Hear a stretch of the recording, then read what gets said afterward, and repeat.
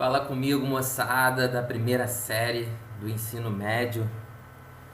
Bom dia, boa tarde, boa noite. Não sei qual é a hora que você está assistindo esse vídeo aí, mas o importante é que você está aqui sentado, assistindo, tá? Te aconselho a já separar aí seu material, como sempre, né? Sua apostila, seu caderno de anotações, para a gente falar um pouco desse módulo 10 de Mate 1, galera.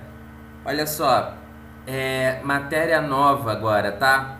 A gente vai falar de conjuntos, um assunto de extrema importância para matemática no geral, tá? Porque é um assunto primitivo, tá? A gente já vai falar um pouco sobre ele. Então, olha só, muita teoria a gente vai ter agora. Então, como sempre, a qualquer momento você dá um pause aí no seu vídeo, faz as suas anotações do slide, tá? E aí continua, beleza? Não vamos nos preocupar por enquanto com exercícios, tá bom? O importante por enquanto não é pensar nos exercícios sobre essa matéria. Claro que a gente vai fazer uma ou outra conta por enquanto disso, tá? Mas esse assunto no geral aqui que a gente quer passar para vocês é a questão da teoria. Se você entender bem a teoria, depois a gente tira onda no exercício, tá bom? A gente tem exercícios do módulo 10 e assim por diante também. Vai ter aula de exercícios ao vivo também pra gente fazer sobre isso. Beleza, galera? Vamos que vamos. Meu nome é Paulo Arthur. A gente já tá aí há 2 vídeos se falando, beleza? Muito prazer, saudades imensas das minhas turmas, tá bom? Saudade das bagunças, saudades de chamar a atenção de vocês, de falar, galera, preste atenção, acho que eu vou até fazer isso durante o vídeo, tá? Ô fundão, olha pra mim, tá bom? Pra gente matar essas saudades aí das coisinhas que a gente vivia no dia a dia. Vamos que vamos então, rapaziada.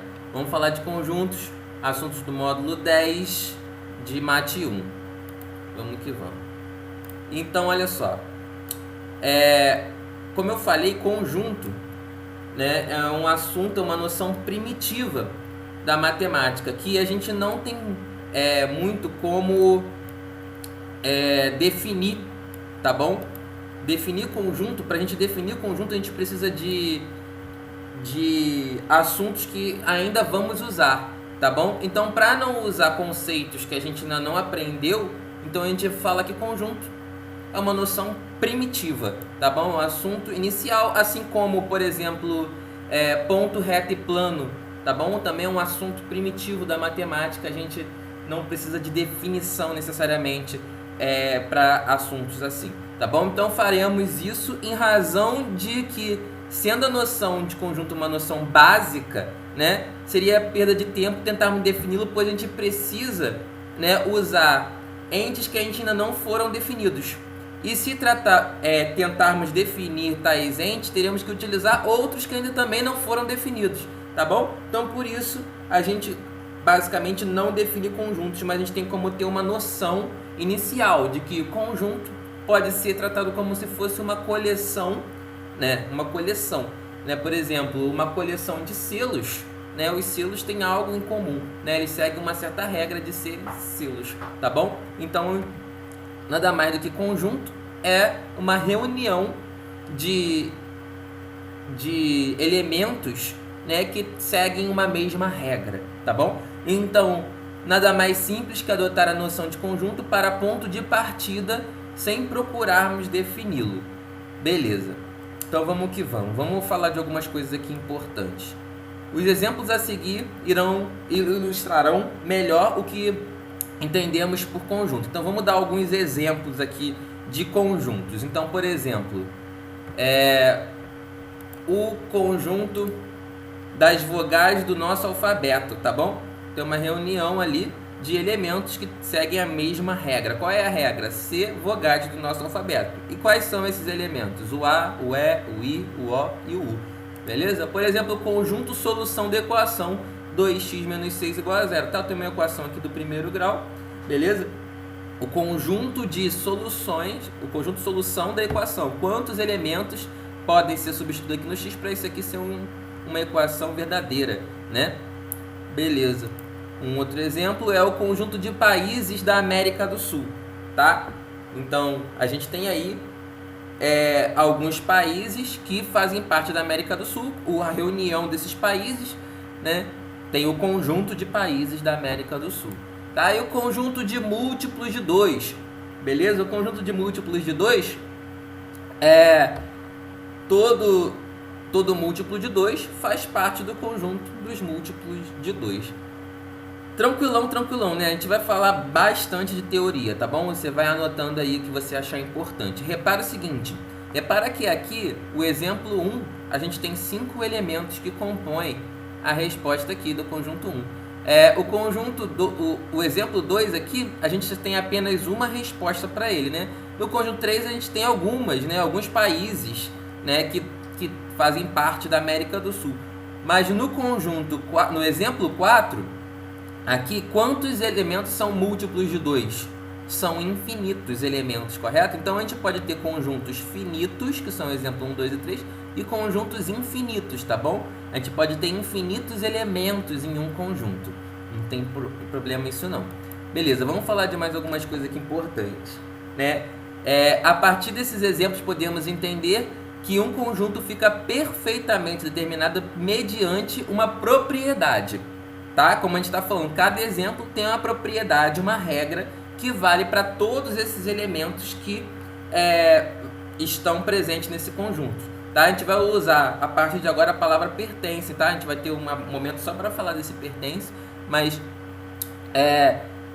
o elemento só pertence ao conjunto se e somente se ele obedece a essa regra pré-definida, tá bom? Então, por exemplo, no exemplo 1 aqui, a letra F não pertence ao conjunto de vogais do nosso alfabeto, porque ela não respeita a regra de ser uma vogal. Tá bom? Por exemplo, vamos dar outro exemplo aqui. No exemplo 2, aqui da equação do primeiro grau, o número 4 não pertence ao conjunto solução dessa equação. Por quê? Porque se for fazer aqui, ó, 2 vezes 4, 8, 8 menos 6, 2. Então, olha aqui, ó, 2 é igual a 0? Não, então ele não pertence. Como é uma equação do primeiro grau, né? Então, a gente tem um elemento apenas que faz parte dessa solução, que no caso esse elemento é o 3, né? 2 vezes 3, 6, 6 menos 6, 0, que fica 0 igual a 0, correto? Então, aí o elemento que faz parte, que pertence ao conjunto de solução dessa equação é o elemento 3. O professor pode ter um elemento só? Pode ter um elemento só, pode não ter elemento, várias coisas, a gente vai falar sobre isso, tá? Precisa se apressar. Então, tudo bem até aqui? Tira o seu printzinho aí e vamos dar continuidade. Então, olha só. Vamos falar de alguns símbolos e notações importantes, tá? Que a gente precisa conhecer, tá? Então, os símbolos matemáticos que você precisa conhecer, que a gente vai começar a usar, já estava usando, na verdade, em algumas matérias de matemática, tá? É importante que você saiba o que significa cada símbolo, tá? Porque muitas das vezes a gente não vai escrever o nome completo do que significa o símbolo, apenas botar o símbolo, que é muito melhor, né? A gente economiza espaço, a gente entende, né? Por exemplo, na música, a gente utiliza muitos símbolos para representar, por exemplo, um acorde, né? Por exemplo, Dó sustenido diminuto. Quando a pessoa está tocando lá uma música, ele não vai ler a palavra por extenso, as palavras por extenso, Dó sustenido diminuto. Tem umas letrinhas que significa Dó sustenido diminuto para simplificar e reduzir o espaço que a gente está utilizando. Tudo bem? Então, olha só, esse Ezinho aqui que parece um E maiúsculo significa pertence, com traço cortado não pertence, o Czinho está contido, o Czinho com traço, sempre com traço é a negação do anterior, né? O Czinho com traço não está contido, o Czinho, que não é um C, tá, gente? É como se fosse um U rotacionado 90 graus para a direita, beleza? Ele é mais compridinho do que o C. O C rotacionado 90 graus para a esquerda, assim, quer dizer, rotacionado 90 graus para a esquerda, eu contém, com o traço, não contém. A barra tá o quê? Uma setinha, né? É o então, implica que, tá? Logo, pode ser utilizado com isso aqui também, né? A setinha para os dois lados é C e somente C, tá? É importante a gente utilizar, saber utilizar, né, na nossa resolução essas continhas, tá bom? Porque, por exemplo, daqui a 2 anos vão fazer um vestibular chamado UERJ, e na UERJ tem uma fase que é discursiva, tá? E a banca adora que vocês utilizem esses símbolos, tá? A banca sabe ler esses símbolos, então vocês têm que saber utilizá-los, tá bom? O E maiúsculo, você repara que esse E daqui, ele é mais reto, esse aqui é mais redondinho, né, do que esse, mas esse aqui é para o outro lado, significa que existe, com o traço não existe. O A de cabeça para baixo para todo. O zero cortado, conjunto vazio, tá? Vazio.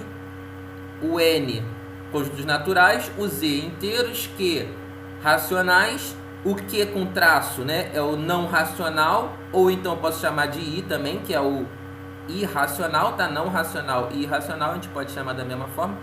E o R de reais, beleza? O que a gente precisa saber de conjuntos basicamente também? Que a gente representa normalmente, tá? Pode ser que não aconteça, mas normalmente a gente utiliza letras maiúsculas para representar conjunto. Então o conjunto A maiúsculo, conjunto B maiúsculo, conjunto C e assim por diante, tá bom? Letras maiúsculas do nosso alfabeto para representar conjunto. E cada elemento que pertence a esse conjunto a gente utiliza letras do nosso alfabeto minúscula, tá bom? Então, o conjunto A maiúsculo tem as letrinhas Azinho, Bzinho, Czinho e assim por diante, tá bom? São elementos que pertencem ao conjunto. E quando eu boto assim, N abre parênteses, uma letra maiúscula aqui dentro, a gente está falando de número de elementos que possui no conjunto que está entre parênteses. Então aqui, N de A significa número de elementos que possui no conjunto A, tá bom? Então, por exemplo, lá naquele do vogais do nosso alfabeto, né, que são 5. Então, eu podia botar N do conjunto vogais do nosso alfabeto é igual a 5, tá bom? O número de elementos que estão no conjunto, tá bom? Lembrando que esse número de elementos pode ser infinito, dependendo do conjunto que a gente está trabalhando. Tudo bem? Vamos que vamos. Então, olha só. A gente pode representar conjuntos de 3 formas, tá bom? Não é de extrema importância que você decore o nome das formas, mas é de extrema importância que você saiba entender as 3 formas, tá? Porque cada forma vai ser utilizada num certo contexto de exercício ou de situação que a gente esteja trabalhando, tá bom? Então a primeira forma a gente chama de por extensão, tá? Por extensão a gente vai detalhar, vai mostrar explicitamente todos os elementos do conjunto, tá bom? Então, por exemplo, eu botei aqui, eles vão estar dentro de chaves separadas por vírgula, tá bom? Então, o conjunto A, ele tem os elementos 0, 1 e 4, tá bom? O número de elementos do conjunto A são 3, porque tem 3 elementos. Mas quais são os elementos? 0, 1 e 4, tudo bem? Então, assim é por extensão, tá bom? O conjunto a gente vê todos os elementos, a não ser que seja um conjunto infinito, tá? E aí a gente bota depois da vírgula 3 pontinhos, a gente entende mais ou menos o que esteja acontecendo de regra aí, né? Por exemplo, se fosse 0, 2, 4, 6, 8,3 pontinhos, eu sei que eu tô falando dos números pares não negativos, né? 0, 2, 4, 6, 8, eu sei que o próximo seria o 10, o próximo seria o 12, assim por diante, tá bom? Então, mas se você for representar um conjunto infinito, eu não te aconselho tanto usar a regra por extensão, eu te aconselho mais usar a regra por compreensão, tá? A regra por compreensão, a gente dá os elementos de forma implícita, tá? A gente não precisa falar quem são todos os elementos, a gente mostra qual é a regra que ele está seguindo, tá bom? Qual é a propriedade característica de todos os elementos desse conjunto. Então, por exemplo, aqui, o conjunto A, ele tem o elemento X, um X qualquer, um elemento qualquer, tal que, lembra que essa barra é tal que esse elemento qualquer, ele tem que ser uma vogal. Então, não preciso botar Se fosse por extensão, seria A é igual, abre chaves, B, C, desculpa, A, E, I, O, U, tá bom? Então a gente botaria de forma explícita todos os elementos se fosse por extensão. Mas como a gente está falando por compreensão, a gente bota aqui X, um elemento qualquer X, tal que X é uma vogal. Pronto. Sei que as vogais fazem parte do conjunto A. Tá ok? Então olha só, se, como eu falei, fosse um conjunto infinito, como por exemplo os números pares não negativos, eu botaria aqui conjunto A é igual a X, tal que X é um par não negativo. Então pode ser qualquer par não negativo, então todos os pares não negativos fazem parte do conjunto A. 0, 2, 4, 6, 8, 10, 12, assim por diante. Show? A outra forma é por diagramas, tá bom? Por diagramas a gente representa, tá? Todos os o conjunto que a gente está utilizando, ou mais de um conjunto que a gente está utilizando, como linhas fechadas, né? E no interior dessas linhas a gente dispõe os elementos que a gente está utilizando, tá bom? A pessoa que estudou sobre isso e detalhou esse estudo de diagramas, né? Foi um tal de John Venn, tá? Ele é inglês, estudou na faculdade de Cambridge e no final do século XIX para o início do século XX, né? Ele fez muito esse estudo, né? E aí adotaram o nome desse estudo de diagrama, né? Da representação por diagrama de Venn, tá? Venn com 2 N's, beleza? Mas na verdade, ele sempre foi utilizado, tá bom? Inclusive por Euler, tá? Que foi um outro matemático suíço, mas aí mais antigo, lá para 1600 e pouco, tá? Então, o que acontece? Esse Venn, John Venn, ele, bem humilde, né, falou: gente, eu não quero dar meu nome para uma coisa que sempre foi utilizada mais de outra forma. Então vamos botar o nome de Euler-Venn, tá? Então pode ter vezes que vocês podem ver o nome do diagrama de Euler, que é escrito como Euler, tá? Euler-Venn. Se não me engano, na apostila de vocês está escrito assim, Euler-Venn, tá? Mas a gente, de forma simples, vai chamar de diagrama de Venn, tá? Então, o diagrama de Venn nada mais é do que a representação por diagrama usando uma circunferência, tá? Se a gente faz só uma linha fechada, é um diagrama qualquer. Se a gente faz uma circunferência, a gente tem aí o diagrama de Venn, beleza? Aqui nesse conjunto aqui, tem os elementos 2, 3 e 5.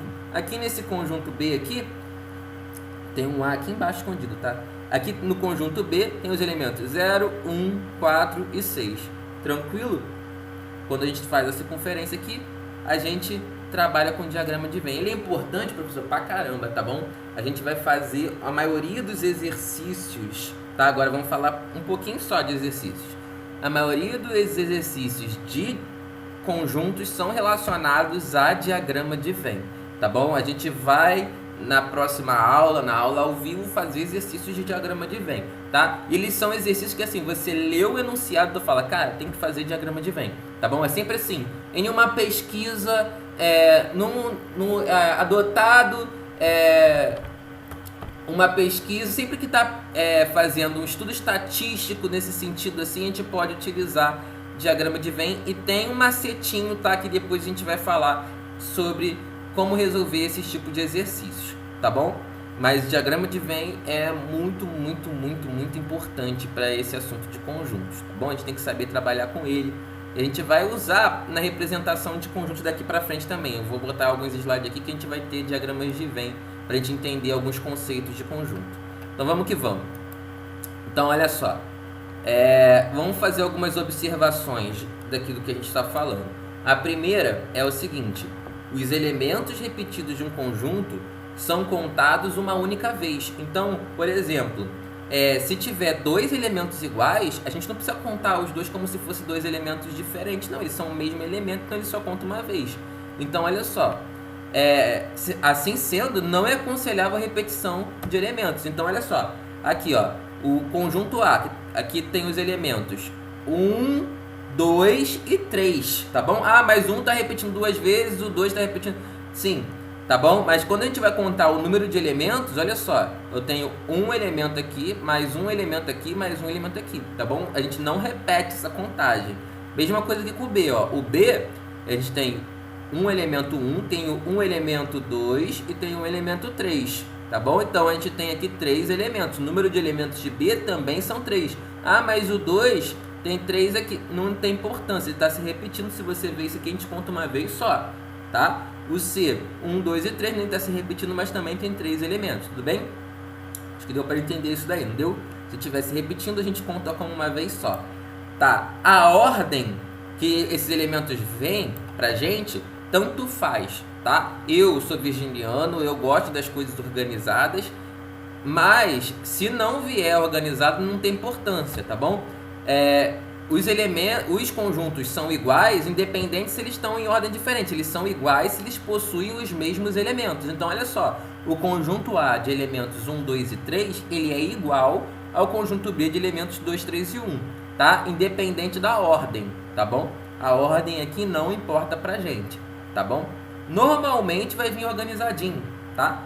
Porque a galera que faz os exercícios aí também tem um toque com organização, mas poderia vir desorganizado também, tá? Sem estar em ordem crescente ou decrescente, tá ok? Então aqui, ó, o conjunto A é igual ao conjunto B porque possuem os mesmos elementos. Aqui é igualdade de conjuntos, tá bom? Importante saber também quando dois conjuntos são iguais, é quando eles possuem os mesmos elementos, tá bom? Então vamos que vamos. A gente tem alguns tipos de conjuntos que são conjuntos mais importantes que a gente pode falar aqui, tá? O primeiro conjunto importantão pra gente é o conjunto vazio, que a gente de certa forma falou dele lá quando estava falando de símbolos, tá?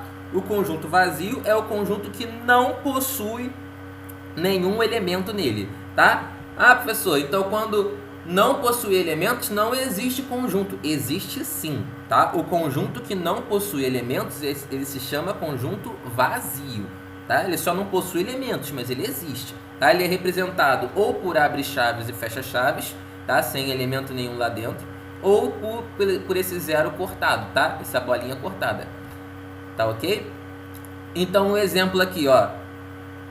O conjunto A é igual a Y, um elemento qualquer, tal que Y é um estado brasileiro iniciado pela letra Y. Existe algum estado brasileiro iniciado pela letra Y? Não existe. Então, se não tem estado brasileiro iniciado pela letra Y, esse conjunto de estados brasileiros iniciado pela letra Y não tem elemento nenhum, tá bom? Se tivesse elemento, tava o nome lá do estado dentro do conjunto, tá bom? Mas como não tem nenhum estado começado pela letra Y, quer dizer que esse conjunto ele não tem elementos, quer dizer que ele é um conjunto vazio, tá bom? Um outro conjunto importante é o conjunto unitário, tá? O conjunto unitário, uni significa um, né? Então é o conjunto que possui apenas um elemento, tá? Então se o conjunto só tem um elemento, ele é um conjunto unitário. Então, por exemplo, o conjunto A igual a 2, só tem o 2 como elemento, tá? O número de elementos já é 1, só tem um elemento lá dentro, que é o número 2, então ele é um conjunto unitário. A gente pode ler conjunto unitário 2, ou conjunto A tem apenas um elemento, então ele é unitário, tá? Aquele conjunto lá que a gente estava falando, conjunto solução daquela equação do primeiro grau que a gente falou, ele é um conjunto unitário, por quê? Porque ele só tem o 3 como elemento, tá bom? Vamos lá.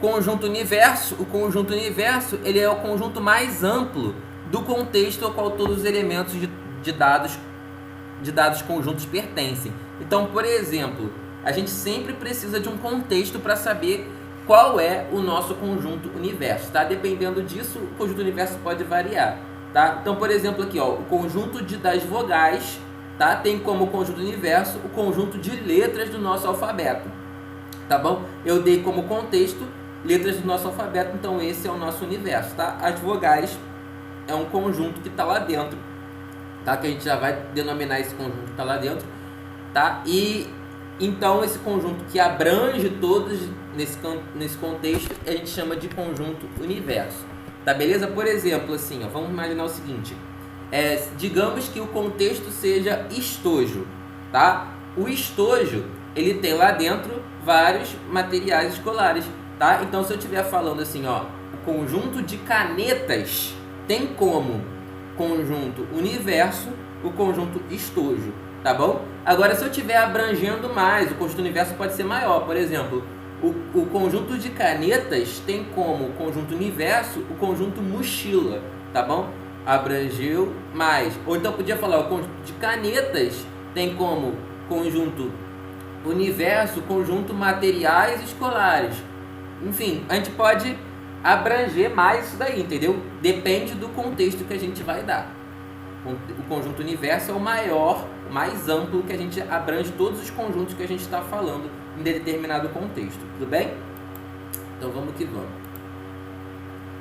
Relação de pertinência. Agora a gente vai saber quando é que a gente usa pertence e quando que a gente usa não pertence, tá? A gente sempre vai usar pertence e não pertence entre um elemento e um conjunto. Então, o elemento pertence a determinado conjunto. O elemento não pertence a determinado conjunto. A gente vai usar esse ezinho de novo aí, que a gente já tinha falado deles, símbolos, tá? Ele significa pertence a e não pertence a, tá bom? Então, a gente vai olhar para o conjunto, por exemplo, esse conjunto A, B, C, D, e vamos olhar para ele e vamos ver o que pertence e o que não pertence. Vou representar aqui por diagrama, tá? Então, olha aqui. Representei os elementos de A aqui dentro do diagrama. Ó. O A, o B, o C e o D, A, B, C e D pertencem a A, tá? Então, o Azinho pertence a A, o Bzinho pertence a A, o Czinho do elemento para o conjunto, tá? Do menor para o maior. O Dzinho pertence a A, tudo bem? Agora eu botei alguns elementos aqui fora, quer dizer, esses que estão aqui fora não pertencem ao conjunto. Por exemplo, o elemento E não pertence a A. Tá aqui, ó. O elemento F não pertence a A. O elemento G não pertence a A, tá bom? Basicamente isso, tá? A relação de pertinência é saber utilizar do elemento para o conjunto, tá? Se ele está lá no conjunto, quer dizer que ele pertence. Se ele não está no conjunto, quer dizer que ele não pertence. Tranquilão, né, galera? Tá bem fácil, tá? Mas é bem teoria mesmo, tá? Vamos falar bastante teoria aqui. Algumas observações que a gente tem que fazer, tá? Sempre... Deixa eu ver se entra aqui. Tá. Todo conjunto pode ser elemento de um outro conjunto. Conjunto esse chamado de família de conjuntos, tá? Isso aqui é importante também. O que é família de conjuntos? Quando um conjunto pode ser elemento de outro conjunto, tá? Esse conjunto grandão a gente chama de família de conjuntos. Então, olha só, um exemplo aqui. O conjunto 1 e 2, que tem os elementos 1 e 2, ele é um elemento, tá? O conjunto pode ser um elemento, tá? Então, o conjunto 1 e 2, ele é elemento do conjunto A. Porque aqui no conjunto A tem o elemento 1, 2, 3... e 4, tá? Então, o conjunto 1 e 2 pertence a A. Então, pode ter casos em que o conjunto pertença a outro conjunto, mas esse conjunto que pertence a outro conjunto tem que estar aqui com essas chaves aqui dentro, tá bom? Tem que estar com essas chaves aqui dentro desse outro conjunto, tá? É importante isso. Se não tiver as chaves, a gente não trabalha com pertinência entre conjuntos, não. Então, por exemplo, aqui, o conjunto X, né, que tem os elementos 1, aqui um conjunto unitário 2, que é elemento nesse caso aqui. O conjunto que tem dois elementos aqui, o conjunto 3 e 5, tá bom? Então, a gente tem dois conjuntos aqui dentro do conjunto X. Então, esse conjunto 2 aqui, ó, esse conjunto 2 pertence a X. Esse conjunto 3 e 5 pertence a X, tá? Esse conjunto X tem 3 elementos, tá? Então, quais são os 3 elementos de X? O conjunto 1, o conjunto 2 e o conjunto 3 e 5. Ele representa como se fosse um elemento só, tá bom? Show. Vamos lá. Relação de inclusão. Então, a gente falou de relação de pertinência, a gente usa pertence e não pertence. E relação de inclusão, a gente usa contém, não contém, contido, não contido, tá? Sempre tem que vir na sua cabeça que o C, né, na posição normal significa contido, tá? Porque normalmente quando a gente vê o C na posição normal, vem na cabeça o contém. É o contrário, tá bom? É o contido. Então, o C normal é o contido, está contido em. O C com traço não está contido em, tá bom? O C ao contrário é o contém. E o C ao contrário com traço não contém. Quando é que eu uso, professor? Contido, não contido, contém, não contém. Olha só. Tem que, por interpretação, já saber quando que você vai usar contido ou o contém. Tá bom? Por interpretação a gente vai ver isso. Mas a gente usa a relação de inclusão entre conjuntos. Se um conjunto está dentro de outro conjunto, a gente usa...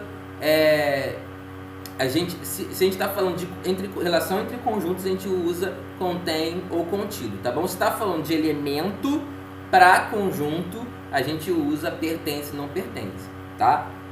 Então, beleza, vamos pensar o seguinte: do estojo para caneta, tá? Então, o seu estojo contém canetas, tá? Ou então, as canetas estão contidas no estojo, tá? Então, a gente vai usar o C normalzinho do menor para o maior conjunto, tá bom? Quando o conjunto está dentro do outro, tá? Então, do menor para o maior conjunto, a gente usa aqui o C normal. Agora, do maior para o menor, a gente usa o C ao contrário, que significa contém, tá? Por interpretação, a gente consegue diferenciar aí quando a gente vai usar contido e quando vai usar contém. Então, por exemplo, aqui, ó, o conjunto A, ele é o conjunto 1 e 2, com os elementos 1 e 2. O conjunto B é com os elementos 1, 2 e 3. Repara que, diferente daquilo que a gente falou no último slide, aqui não tem chaves aqui dentro desse conjunto. Então, quer dizer, não tem um conjunto aqui sendo um elemento, tá bom? A gente tem que saber diferenciar isso também. Então, olha só, repara aqui que todos os elementos de A estão presentes no conjunto B. Quando isso acontece, quando todos os elementos de um conjunto estão presentes em outro conjunto, quer dizer que esse primeiro conjunto está contido nesse segundo. Então, quer dizer, A está contido em B, porque todos os elementos de A estão presentes aqui no B. Tá bom? O A é 1 e 2, tem o 1 e 2 aqui no B. Então, quer dizer que A está contido em B. Tá bom? Se fosse o contrário, também poderia ser. B contém A, tá bom? Olha esse exemplo aqui. O conjunto C tem os elementos 1, 2, 3 e 4. O conjunto D tem os elementos, só tem o elemento 1, o conjunto unitário. Tudo bem. Olha só. Repara que o conjunto D, o elemento do conjunto D está presente no conjunto C. Então, quer dizer que C contém D, tá bom? O C ao contrário é contém, o C normalzinho contido, tá? Tem que fixar isso na sua cabeça, porque não vai vir escrito por extenso, vai vir com a letra no enunciado, tem que saber diferenciar, tá bem? Então vamos que vamos. Algumas observações também, tá? O conjunto vazio está contido em qualquer conjunto. Então, todos os conjuntos está presente o conjunto vazio ali dentro, tá? Então, o conjunto vazio está em todos os conjuntos, tá bom? Ele não vai aparecer, tá? Porque ele não tem elementos, mas ele está ali, tá bom? Então, por exemplo, o vazio está contido no conjunto 1 e 2. Ah, mas não tem aqui vazio, não precisa ter, tá? O conjunto vazio está presente ali dentro mesmo, ele não aparecendo, tá bem? Então, vamos lá. Todo conjunto está contido e contém ele mesmo. Isso também é muito importante, tá? Essas duas situações aqui são muito importantes a gente frisar, que quando a gente falar de subconjunto daqui a pouco, a gente vai precisar dessas observações que a gente está fazendo. Então, todo conjunto está contido nele mesmo. Por exemplo, o conjunto 2 e 5, ele está contido no conjunto 2 e 5. Ué, gente, o conjunto 2 e 5 está aqui dentro do conjunto 2 e 5. Ele está contido nele mesmo. E ele também contém ele mesmo. Quer dizer, o conjunto 2 e 5 contém o conjunto 2 e 5, tá? Então, essa relação aqui vale sempre, tá? Todo conjunto contém e está contido nele mesmo, tá bom? Vamos que vamos. Subconjuntos. O que é um subconjunto? A gente meio que já falou dele, mas não definiu. Um subconjunto nada mais é do que um conjunto que está contido em um outro conjunto, tá bom? O conjunto que está contido em outro conjunto, a gente chama ele de subconjunto, tá? Então, por exemplo aqui, quando a gente estava falando de relação de inclusão, o conjunto 1 e 2, ele é um subconjunto do conjunto 1, 2 e 3. O conjunto A, ele é um subconjunto de B, tá bom?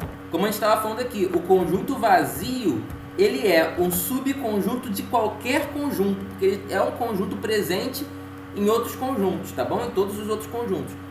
Todo conjunto é um subconjunto dele mesmo, tá bom? O conjunto 2 e 5, ele é subconjunto do conjunto 2 e 5, tá bom?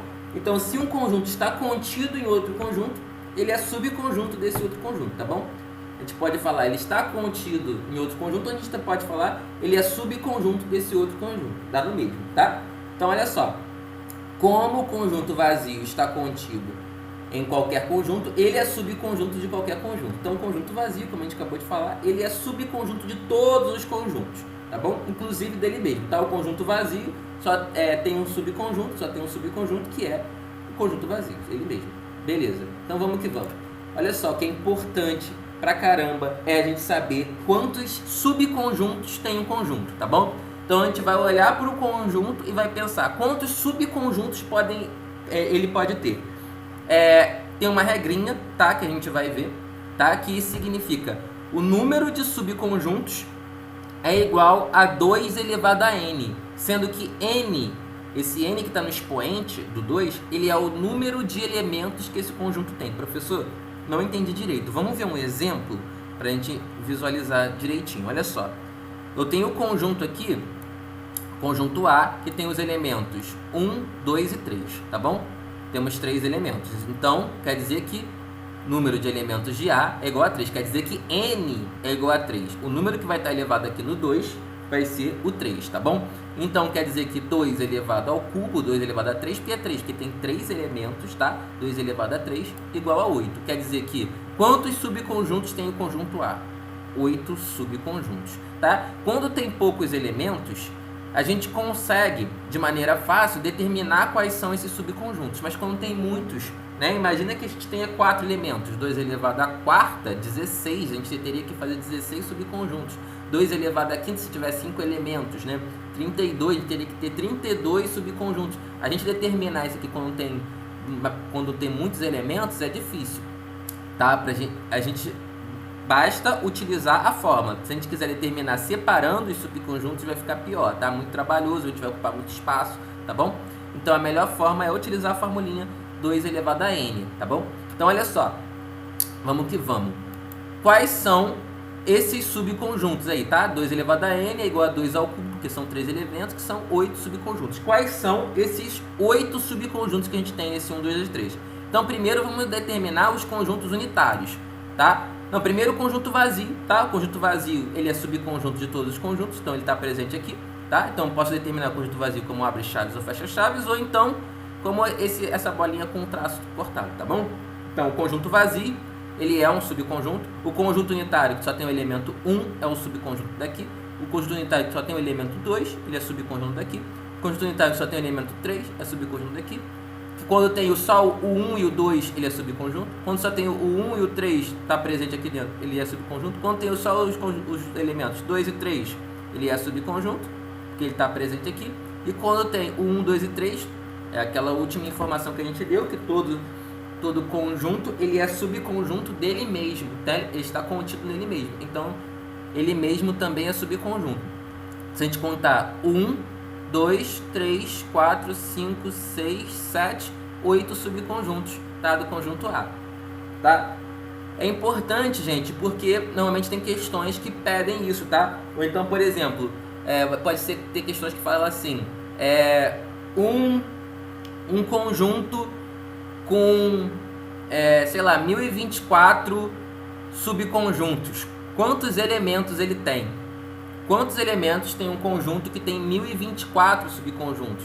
Bom, 2 elevado a quanto dá 1024?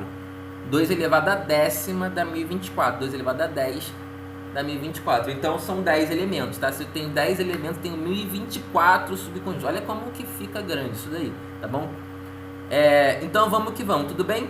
Isso daí? Show. Operações, tá? Operações entre conjuntos. A gente pode ter algumas coisas aí a considerar. A primeira delas é a união entre conjuntos, tá? O que é a união entre conjuntos? Quando eu estou falando de 2 ou mais conjuntos, a gente pode fazer operações entre eles, tá? E a união, primeira coisa que a gente falar, é pegar todos os elementos de todos os conjuntos que a gente está relacionando, tá bom? Se eu pego todos os elementos de todos os conjuntos que a gente está relacionando, a gente está fazendo a união deles. Lembrando que o que se repete nos dois, a gente não precisa repetir na união, tá? A união entre conjuntos é um outro conjunto, tá? Então, se eu tenho o conjunto A e o conjunto B, se eu faço a união entre eles, eu tenho um outro conjunto que é o A união B, tá? Então, a união de dois conjuntos é o conjunto formado pelos elementos que pertencem a um ou a outro conjunto. Então, se eu tenho os elementos que pertencem ou a um conjunto ou a outro conjunto, a gente está fazendo a união, tá? Vamos representar aqui, vamos entender lendo isso aqui, porque é importante a gente entender a forma matemática como a gente representa a união entre conjuntos, tá? Eu vou explicadinho. Olha só. A união B, quer dizer, a união entre o conjunto A e o conjunto B é igual a um elemento X qualquer. Quem é esse elemento X qualquer? Esse elemento X tal que X pertence a A, esse circunflexo ao contrário, que é um V, né, na verdade, esse V aqui significa ou, tá bom?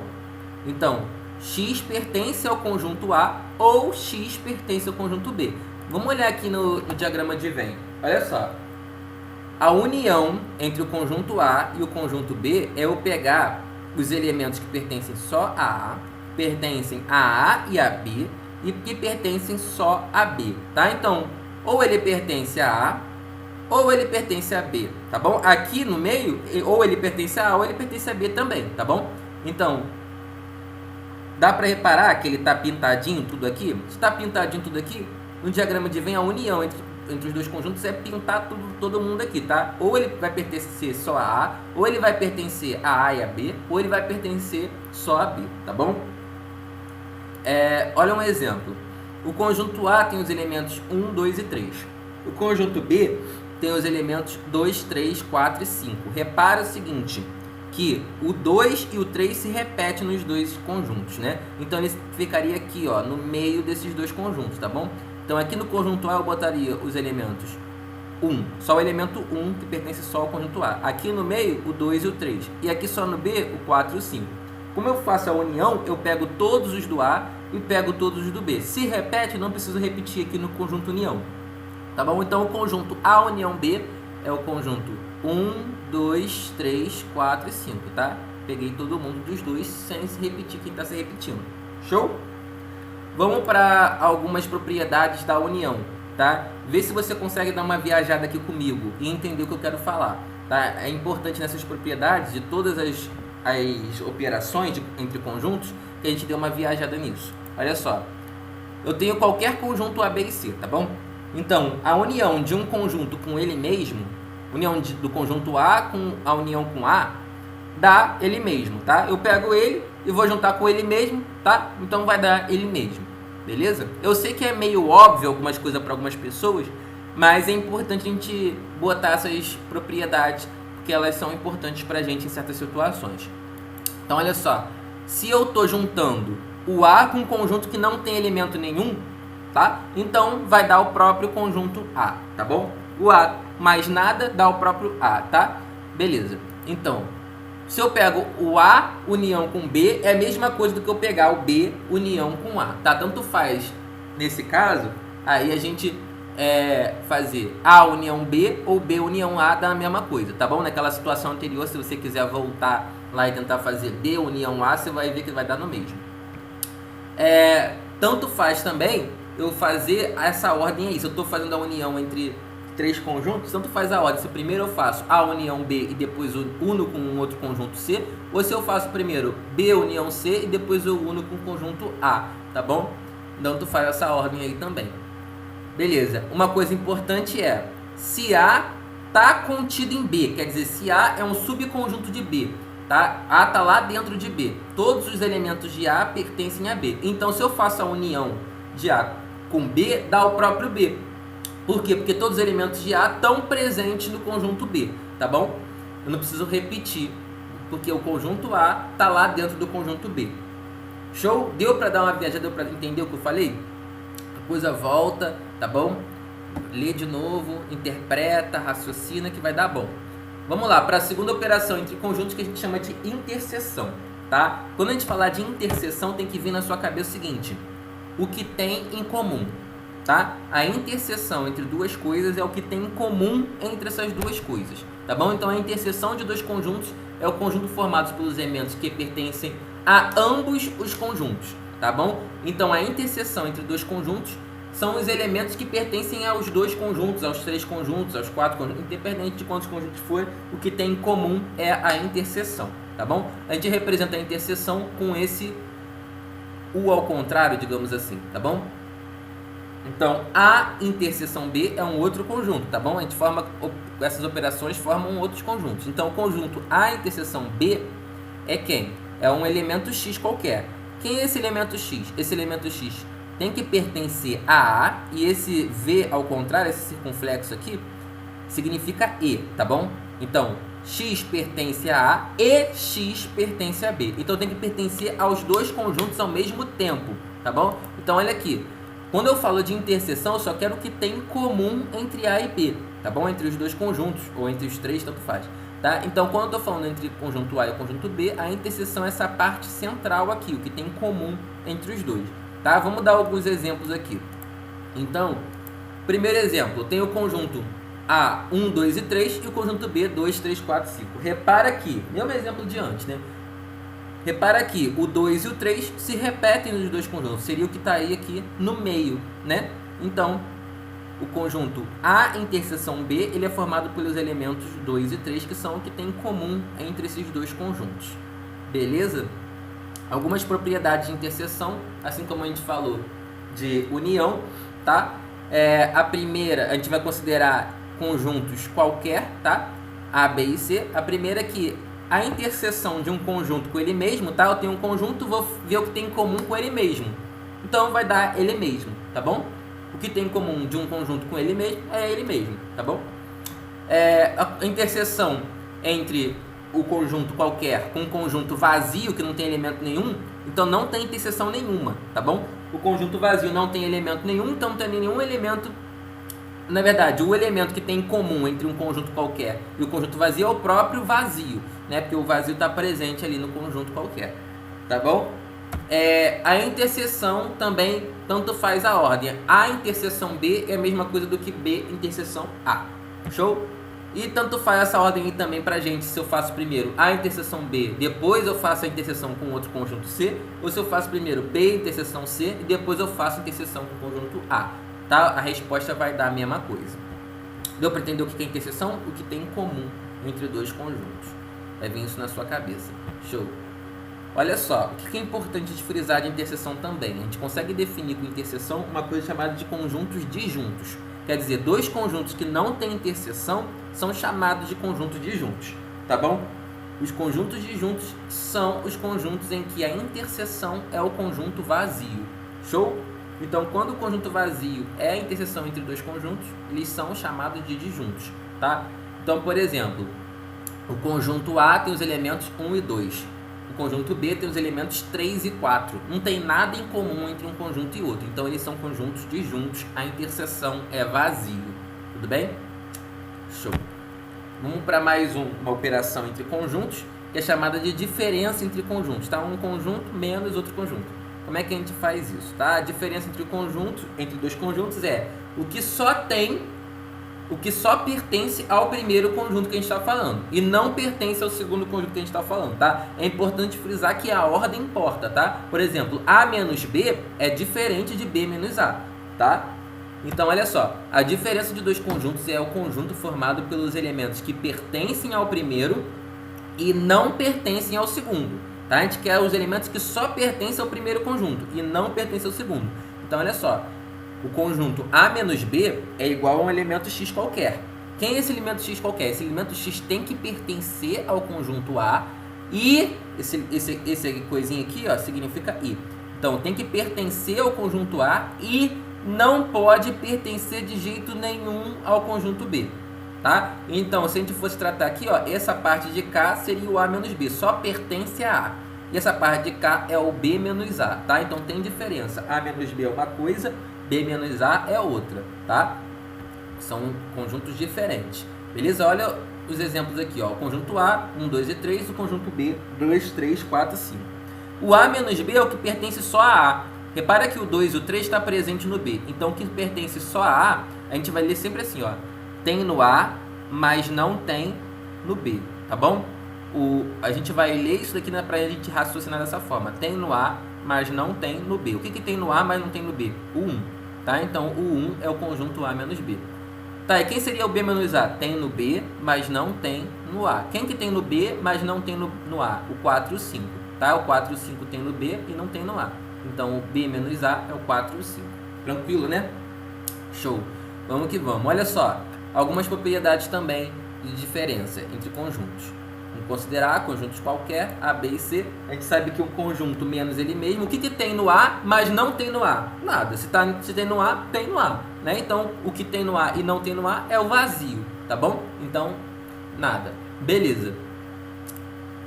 O conjunto A menos nada, o que, que tem no A e não tem no vazio? Todo o conjunto A, tá bom? O que, que tem no A e não tem no vazio? Tem no A e não tem no vazio. Todo o conjunto A, tá bom? Então, o próprio conjunto A. Outra coisa, o que, que tem no vazio e não tem no A? O vazio, tá? O vazio menos qualquer conjunto dá o próprio vazio, tá bom? Mais uma coisa, se B é um subconjunto de A, quer dizer, se B está dentro do A, então o que, que tem no B e não tem no A não é nada, porque todo B está no A, tá bom?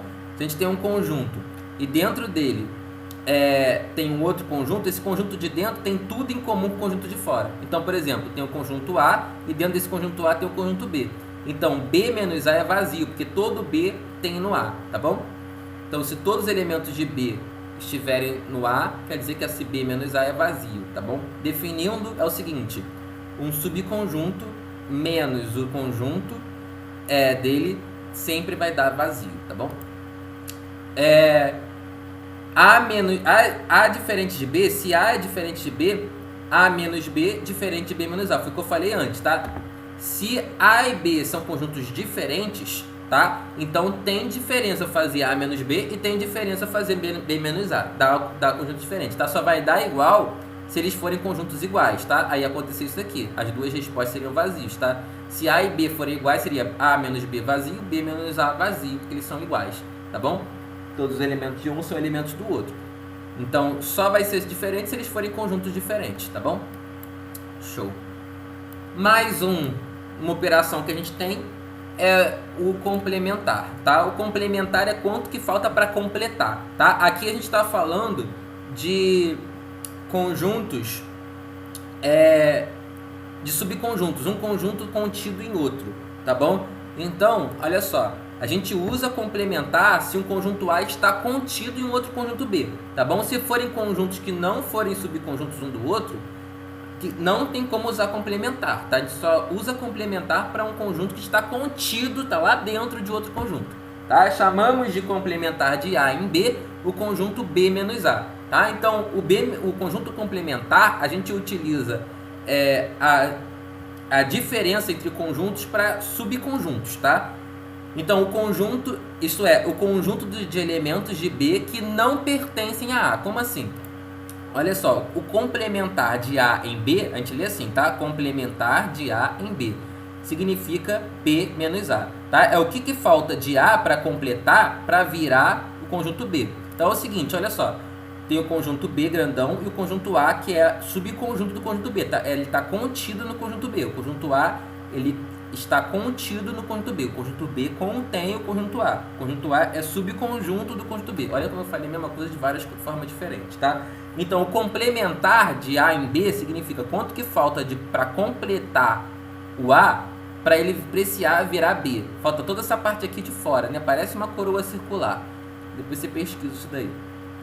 Então, olha só. O complementar de A em B é quanto que falta para completar o A para virar o B. Se você reparar, é tudo que tem no B e não tem no A. Então, ele é o B menos A, tá bom? É tudo que tem no B, mas não tem no A. É o B menos A, tá? Então, por exemplo, o conjunto 1, 2 e 3. Aqui tá errado, tá? Seria só 2 e 3, tá? Repara, pensa se fosse só 2 e 3. Não tem esse 1 não, porque para fazer complementar tem que ter todos os elementos de A em B. Então, o conjunto 2 e 3, tá? O conjunto A tem os elementos 2 e 3. E o conjunto B tem os elementos 2, 3, 4 e 5. Quem seria o complementar de A em B? Seria só o que tem no B e não tem no A, tá? O 4 e o 5, que falta para completar o B e virar... O que falta para completar o A e virar o B, tá bom? Vamos falar de algumas propriedades de complementar também. tá? Para todo conjunto A, a gente tem que o complementar dele com ele mesmo é vazio, tá? Se é ele, o que falta para completar o A para virar o A? Nada, né? Ele já é ele mesmo, então falta vazio aí. O complementar de vazio para virar A. O que falta para o vazio completar para ele virar o conjunto A? Falta o conjunto A inteiro, tá? Então, dá o próprio conjunto A. Complementar de vazio com vazio. O que falta para o vazio completar para ele virar o vazio? Vazio, tá bom? Eu sei que a gente tem que dar uma viajada na nossa cabeça para a gente entender, mas é importante essa parte, tá, gente? Então, vamos lá. Para a última operação que a gente pode falar aqui por enquanto, que é o produto escalar, tá? O produto escalar é a operação de multiplicação entre dois conjuntos, tá bom? O produto escalar de dois conjuntos é um terceiro conjunto formado por pares ordenados, tá? O produto escalar sempre vai dar cada elemento como par ordenado, dois elementinhos ali juntinhos, tá? Separados entre vírgulas, tá? No qual o primeiro elemento de cada par ordenado vem do primeiro conjunto e o segundo elemento de cada par ordenado vem do segundo conjunto. Então, o que a gente vai fazer basicamente é a chamada distributiva, tá? Então, o primeiro elemento de um conjunto vai vir do primeiro elemento, do primeiro conjunto, e o segundo elemento desse conjunto vai vir do segundo conjunto. Vamos entender o que eu estou querendo dizer. Olha só, o produto escalar de A com B, tá? A vezes B, o conjunto A vezes o conjunto B, o produto escalar, é um par ordenado XY qualquer, tá? Sendo que o X pertence ao conjunto A e o Y pertence ao conjunto B. Então vai dar um número assim, ó, em par ordenado, sendo que o primeiro número tem que pertencer ao primeiro conjunto e o segundo número tem que pertencer ao segundo conjunto, tá? Em operações, em produto escalar, gente, em multiplicação entre conjuntos, é diferente da gente fazer multiplicação normal. Por quê? Porque na multiplicação que a gente faz entre números normais, né, a gente fala que a ordem dos fatores não altera o produto, né? A gente fala que 2 vezes 3 é igual a 3 vezes 2, tá bom? Aqui a ordem dos conjuntos altera o produto escalar, tá bom? Aqui tem diferença A vezes B e B vezes A, tá? Porque se fosse A vezes B, dá X, Y. Se fosse B vezes A, daria Y, X. E essa ordem faz trocar tudo, tá bom? Então, olha só. Vamos dar um exemplo aqui. Por exemplo, eu tenho o conjunto A formado pelos elementos Azinho e Bzinho. E tenho o conjunto B formado pelos elementos 1, 2 e 3. Tá? Então, o que a gente vai fazer basicamente é distributivo. Ó. A vezes 1 vai dar o A1. A vezes 2 vai dar o A,2. A vezes 3 vai dar o A,3. B vezes 1 vai dar o B,1. B vezes 2 vai dar o B,2. E o B vezes 3 vai dar o B,3. Tá? Vai dar um par ordenado aqui como elementos. Tá bom? Esse é o produto escalar. Beleza? Olha só. Se fosse o contrário, se em vez de ser A vezes B fosse B vezes A, dava 1,A, 1,B, 2,A, 2,B, 3,A e 3,B, tá bom? É diferente do que a gente está fazendo aqui. Os números aqui estariam em ordem trocada, beleza? Vamos lá para umas propriedades de produto escalar. Pegando conjunto A, B e C qualquer. Como eu falei, A vezes B é diferente de B vezes A, porque altera a ordem aí do par ordenado. Show? Já tinha falado sobre isso. Isso é muito importante aqui também, essa segunda propriedade. O número de elementos do produto escalar, ele é igual ao número de elementos do primeiro conjunto vezes o número de elementos do segundo conjunto. Então, por exemplo, aqui nesse exemplo aqui de baixo, o A tem 2 elementos, o B tem 3 elementos. Quer dizer que o produto escalar entre os dois, 2 vezes 3, vão ter 6 elementos. Tá? 2 elementos vezes 3 elementos, vamos contar 1, 2, 3, 4, 5, 6 elementos aqui dentro do conjunto do produto escalar, tá bom? É só pegar, para saber o número de elementos do produto escalar, é só pegar o número de elementos do primeiro vezes o número de elementos do segundo. Show? Vamos lá. O produto escalar entre um conjunto e o vazio, então tu faz essa ordem aqui, tá? Para multiplicação entre conjunto e vazio sempre vai dar vazio, tá bom? Não tem como o produto escalar entre um conjunto qualquer e o conjunto vazio sempre dá vazio. Show? É como se pegasse um número qualquer e multiplicasse por zero, sempre dá zero, tá bom? O produto escalar entre um conjunto qualquer e a união entre esses dois conjuntos, a gente pode fazer de novo aqui a distributiva, ó, é o A vezes B, união A vezes C, tá bom? Dá no mesmo a gente fazer ou primeiro a união e depois fazer o produto escalar com A, ou então fazer o produto escalar do A, produto escalar do B e juntar tudo, tá? Sem repetir o que tem em comum, tá beleza? Então tu faz essa ordem. Mesma coisa com a interseção, tá? Então tu faz, eu primeiro fazer a interseção entre B e C e depois fazer o produto escalar com A, tá? Ou então fazer essa distributiva aqui, ó, fazer o produto escalar com A de A com B e depois fazer o produto escalar de A com C e ver o que tem em comum entre esses dois produtos escalares, tá? Entre esses dois conjuntos de produto escalar. Tudo bem? Show. Número de elementos da união de dois conjuntos, a gente já está acabando, vamos lá. A gente tem dois tipos aqui, a união de dois conjuntos, tá? O que a gente pode definir aqui? Eu tenho um conjunto aqui, conjunto A, que está em amarelo aqui, eu acho que amarelo ou é verde, gente, mas parece para mim amarelo. E o conjunto B, que é azul, tá bom? O que seria a união do conjunto A com a união com o conjunto B? Olha só, seria o conjunto A mais o conjunto B, né? Só que eu estou botando duas vezes essa parte aqui do centro, né? Quem é essa parte aqui do centro? A interseção B. Então eu faria o conjunto A inteiro, número de elementos do conjunto A inteiro, mais o número de elementos do conjunto B, só que aí eu repeti essa parte aqui central, que é a interseção. Então, menos a interseção B, tá? Então, o número de elementos da união entre dois conjuntos é o número de elementos do primeiro, mais o número de elementos do segundo, menos o número de elementos da interseção entre esses dois conjuntos, tá bom? Repara que a gente está usando bastante diagrama de Venn, tá? É importante você se familiarizar com ele. Show? Tudo bem, gente? Pra gente fechar aqui, se a gente fizesse com três conjuntos, como é que seria isso daí? A união entre três conjuntos. Olha só, seria todos os elementos do conjunto A, mais todos os elementos do conjunto B, mais todos os elementos do conjunto C, correto? Só que aqui o que acontece? Eu estou repetindo toda essa parte aqui que está na interseção, né? Igual a gente falou na anterior.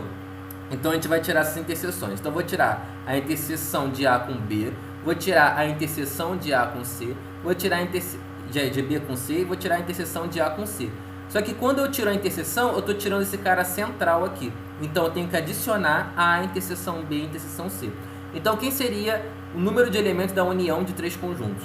Seria o número de elementos do conjunto A, mais o número de elementos do conjunto B, mais o número de elementos do conjunto C, menos as interseções, ó, de A com B, menos a interseção de A com C, menos a interseção de B com C, e aí eu vou adicionar o cara central que eu tirei quando eu tirei a interseção, que é o A, interseção B, interseção C, tá bom? Esse cara aqui vale para os três conjuntos. Gente, basicamente a teoria é essa, tá bom? Eu espero que você tenha entendido o que eu quis passar para vocês de conhecimento sobre conjuntos, se chama teoria de conjuntos, tá? Claro que isso daí pode ser abrangido muito mais, tá? Eu quero muito que vocês tentem fazer os exercícios da apostila, tá bom? Do módulo 10, tá? Assistam a aula ao vivo, tá? Do seu professor, que ele vai corrigir os exercícios da apostila, tá bom? Que vocês pesquisem mais sobre esse assunto, tá? Pesquisem aí sobre, sei lá, sobre John Venn, pesquise sobre exercícios a mais sobre isso no Google, tá? Vejam N formas da gente saber mais coisas sobre esse assunto, tá?